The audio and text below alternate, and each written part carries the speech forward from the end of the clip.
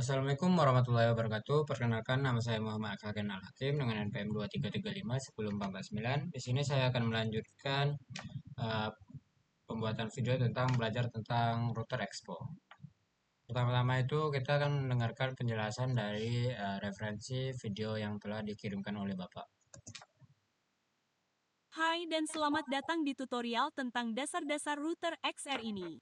Di akhir seri ini, Anda akan memiliki pemahaman yang kuat tentang cara kerja router X dan Anda akan dapat membangun sebagian besar alur navigasi. Kita akan menggunakan tumpukan, tab bawah, modal, rute dinamis, rute bersama. Kita akan menyiapkan alur dan kita akan membiarkan seri ini terbuka untuk perluasan, jadi kita dapat menambahkan pola navigasi lainnya nanti.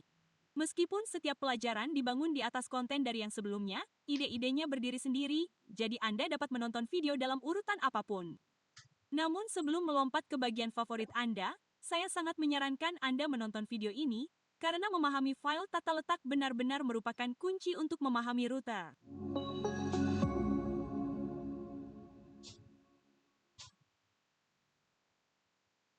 Proyek penjelajah akan memiliki folder root bernama app yang mungkin hanya berisi layar dan file tata letak. Folder app dapat berada di root proyek Anda atau di dalam folder sumber. Keduanya didukung secara langsung. Saya lebih suka folder sumber karena memudahkan untuk menambahkan komponen dan utilitas dan semacamnya tanpa harus meletakkannya di rute proyek.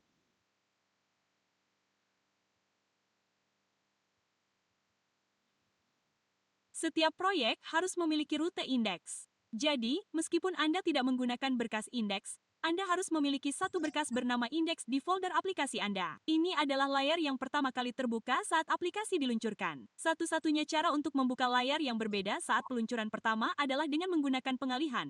Tetapi saat ini berkas indeks tetap harus ada.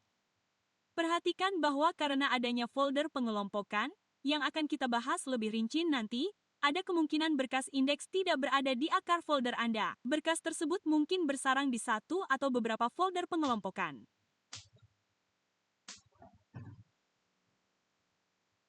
Sebuah proyek biasanya memiliki banyak berkas tata letak dan setiap berkas tata letak menentukan tata letak untuk layar yang berdekatan dengannya. Secara umum, berkas tata letak memiliki ekspor default dengan salah satu dari berikut ini. Dalam kebanyakan kasus, berkas ini mengembalikan navigator yang akan menentukan bagaimana layar yang berdekatan dapat dinavigasi. Ada 3 navigator inti, tumpukan, tab, dan slot yang merupakan navigator tanpa gaya. Navigator tidak harus menjadi satu-satunya yang dikembalikan dari tata letak. Misalnya, Anda dapat membungkus navigator dalam penyedia global dan semacamnya sesuai kebutuhan. File tata letak juga dapat mengembalikan pengalihan. Ini adalah komponen khusus dari router X yang akan melewati rendering layar anak manapun dan mengalihkan ke rute yang berbeda. Kita akan menggunakan ini di bagian all nanti, tetapi perlu dicatat bahwa pada titik ini Anda tidak dapat menggunakan pengalihan di tata letak root, meskipun Anda akan dapat melakukannya di masa mendatang. Dan terakhir, Anda dapat mengembalikan komponen React Native lainnya atau null tentu saja, yang berarti tidak ada layar anak yang dirender sama sekali dan menjadi tidak dapat diakses. Sekarang mari kita coba ini pada sebuah proyek. Ini adalah proyek penjelajah kosong dengan satu file tata letak dan file indeks. Proyek awal ada di sini di GitHub. Ini hanyalah proyek TypeScript kosong dengan router, native Win, dan ESUB ditambah beberapa komponen yang selalu saya buat. Perbedaan besar dibandingkan dengan navigasi reaksi adalah ketika Anda mengembalikan navigator, Anda tidak perlu mencantumkan semua layar dalam file tata letak Anda. Layar tersebut akan ada karena informasi ini disimpulkan dari sistem file. Izinkan saya memperbarui teks ini untuk menunjukkan nama layar. Sekarang mari kita salin layar indeks ini untuk membuat dua layar lagi. Layar kedua dan ketiga.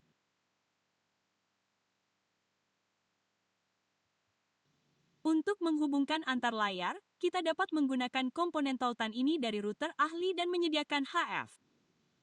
Saya juga akan meneruskan push probe ini yang akan memastikan bahwa layar baru akan selalu didorong ke tumpukan. Jika Anda pernah menambahkan layar baru tetapi Anda berakhir di halaman tidak ditemukan ini saat mencoba menavigasi ke sana seperti yang baru saja saya lakukan penyegaran paksa aplikasi Anda. Dan sekarang ketika saya mengeklik tautan ini, layar kedua akan terbuka. Ia juga secara otomatis menambahkan tombol header kecil yang praktis ini sehingga saya dapat menavigasi kembali. Cara lain untuk menavigasi adalah menggunakan kite router. Jadi, izinkan saya mengimpor tombol khusus saya dan saat ditekan, saya akan memanggil router push untuk mendorong layar kedua ke tumpukan. Dan sekarang tombol ini berperilaku identik dengan tautan kita. Anda juga dapat menggabungkannya. Jadi, alih-alih memanggil tombol tekan secara langsung, saya akan membungkus tombol dalam tautan dan meneruskan href serta push probe. Tombolnya tidak terlihat benar di sini karena jika menggunakan komponen khusus di dalam tautan, Anda juga perlu menambahkan sebagai anak.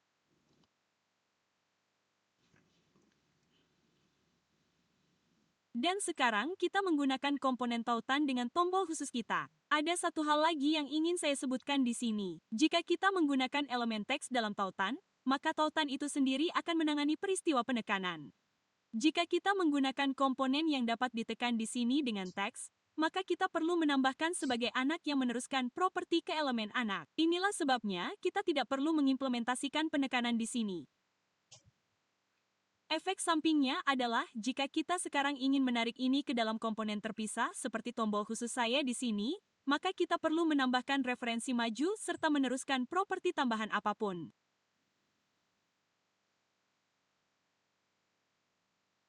Mari tambahkan tautan ke layar ketiga juga, sehingga kita dapat dengan mudah menavigasi ke keduanya dari indeks. Frankly dari Infinite Red membuat utilitas kecil yang bagus ini untuk mencantumkan semua rute yang ada di aplikasi Anda. Mari kita lakukan sekarang dengan peta situs MPX Expirator. Ini memberitahu kita bahwa kita memiliki rute indeks, kedua, dan ketiga. Sekarang mari tambahkan folder bernama ketiga dan pindahkan layar ketiga ke sana. Sekarang root untuk layar menjadi ketiga karena folder dan nama file digunakan. Namun, jika saya mengganti nama berkas menjadi indeks, rutenya menjadi third lagi. Cara lain untuk melakukannya adalah dengan menggunakan pengelompokan folder. Jadi, jika saya mengganti nama berkas ini kembali menjadi third tetapi menambahkan tanda kurung pada nama folder, maka rutenya menjadi third lagi. Perhatikan bahwa Anda dapat memberi nama apapun di dalam tanda kurung. Misalnya, jika Anda menggunakan tab untuk mengelompokkan tab bawah, tab itu sendiri tidak memiliki arti atau kekuatan khusus. Itu hanya sekadar konvensi. Nama folder pengelompokan hanya menjadi relevan jika Anda memiliki dua layar dengan rute yang sama. Baiklah, berikut latihan untuk Anda.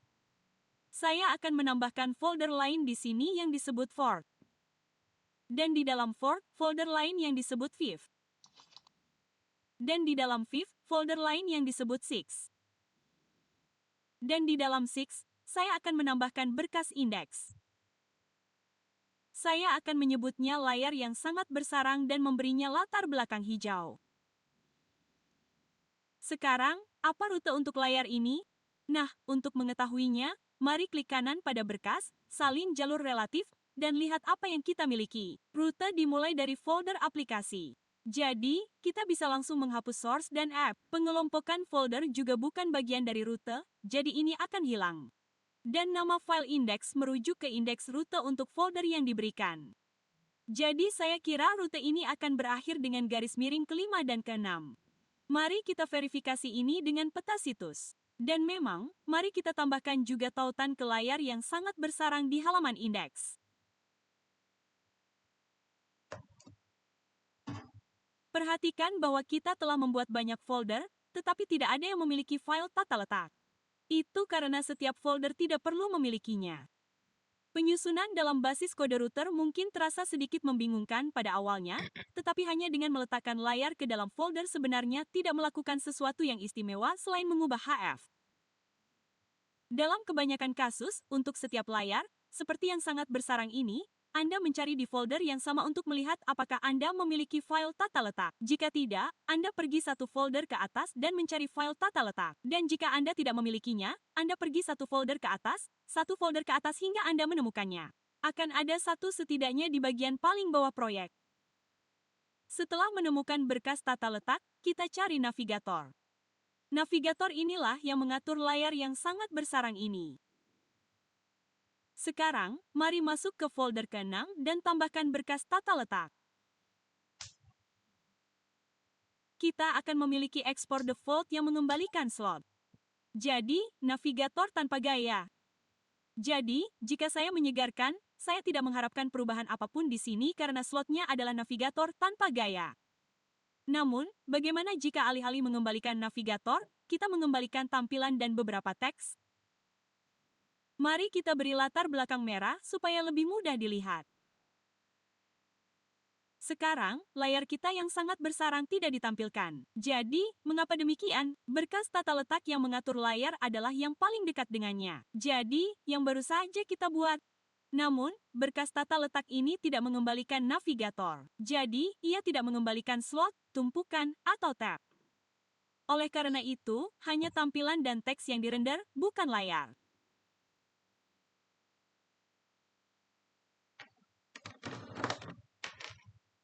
Sangat penting untuk mengetahui bahwa berkas tata letak dieksekusi dari luar ke dalam. Mari saya ilustrasikan lebih lanjut. Mari masuk ke folder ke-5 dan buat berkas tata letak.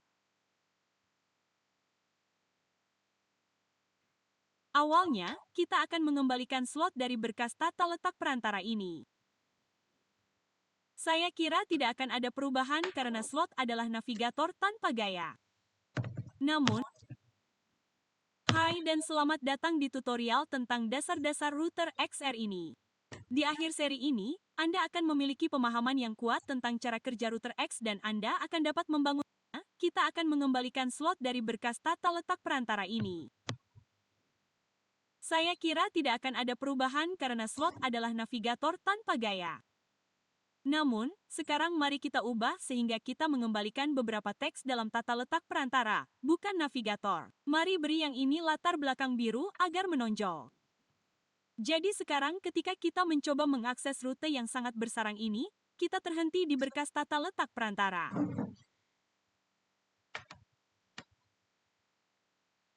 Dan terakhir, mari kita coba pengalihan.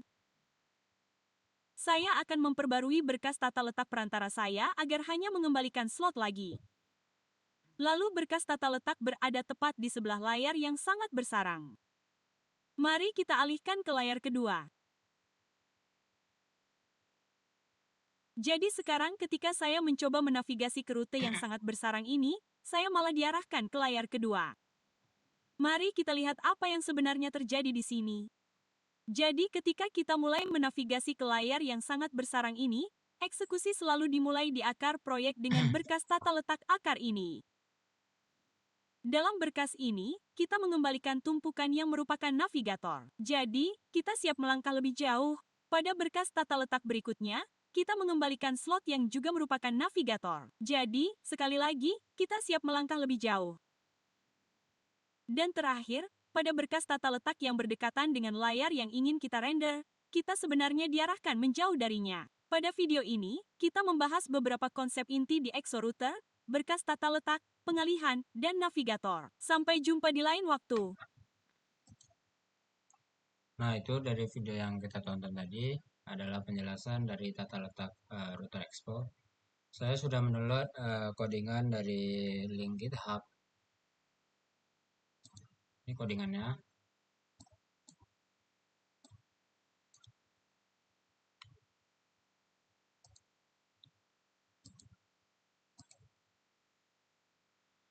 Di codingan ini ada beberapa struktur.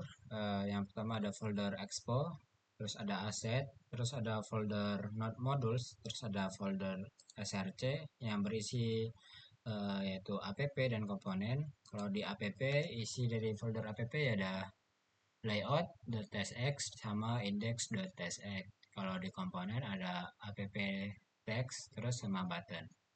Kalau di utils itu ada cn.ts dan lain-lain. Yang saya bahas itu ya adalah codingan yang ada di layout.tsx.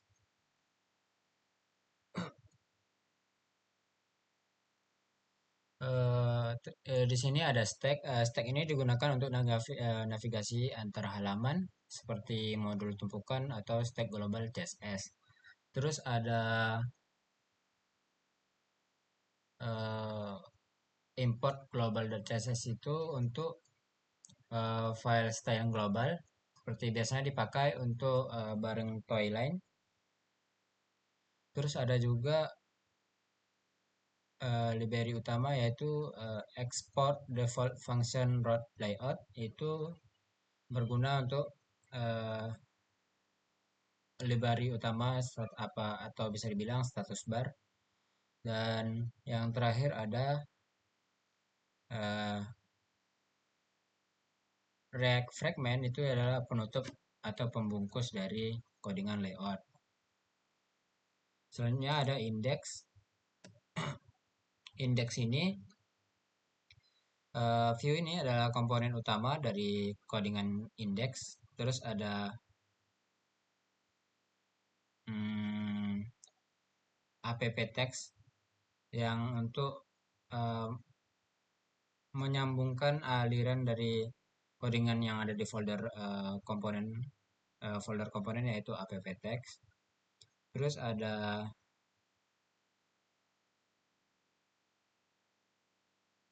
hmm, oh ini Justify Center ini untuk mengatur eh, tulisan agar supaya eh, terletak di tengah-tengah halaman. Terus ada app text bold ini untuk menebalkan semua tulisan yang ada di halaman. Terus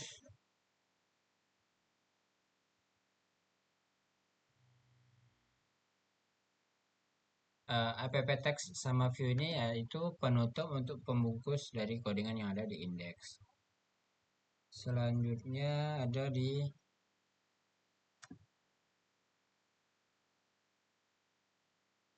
app text.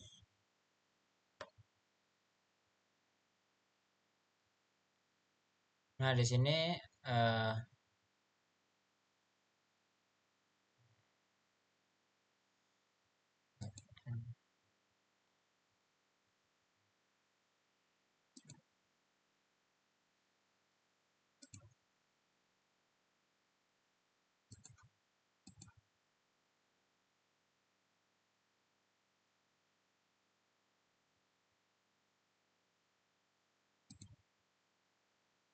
nah ini yaitu untuk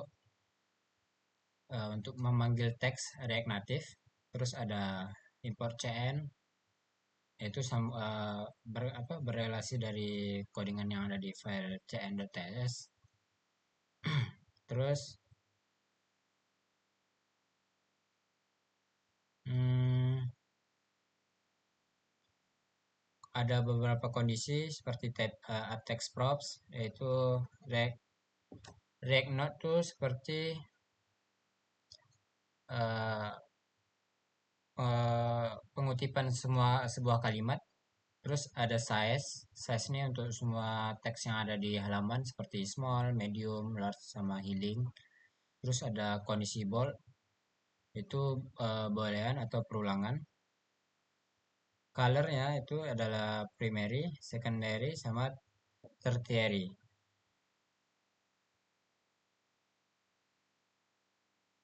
Dan yang dipakai dari export function apptext itu adalah size-nya yang menggunakan medium, terus boldnya itu false, colornya itu pakai yang primary, dan kondisi centernya false.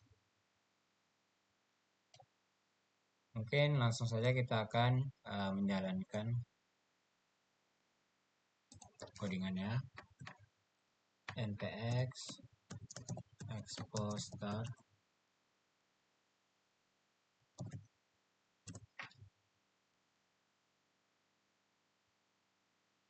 Nah, setelah kita mengetik komen sintak di terminal yaitu npx export star, maka akan keluar barcode yang akan kita scan untuk menuju ke halaman yang telah kita bikin.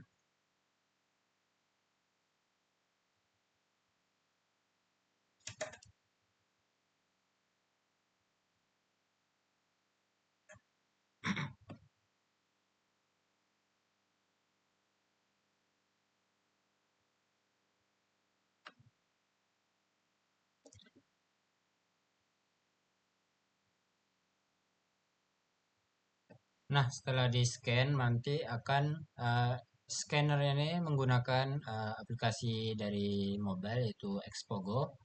Maka setelah kita scan akan menuju ke tampilan web yang kita atur di VS Code ini. Mungkin sekian tugas video yang dari saya tampilkan. Lebih dan kurangnya saya mohon maaf. Wabillahi taufiq wal hidayah. Assalamualaikum warahmatullahi wabarakatuh.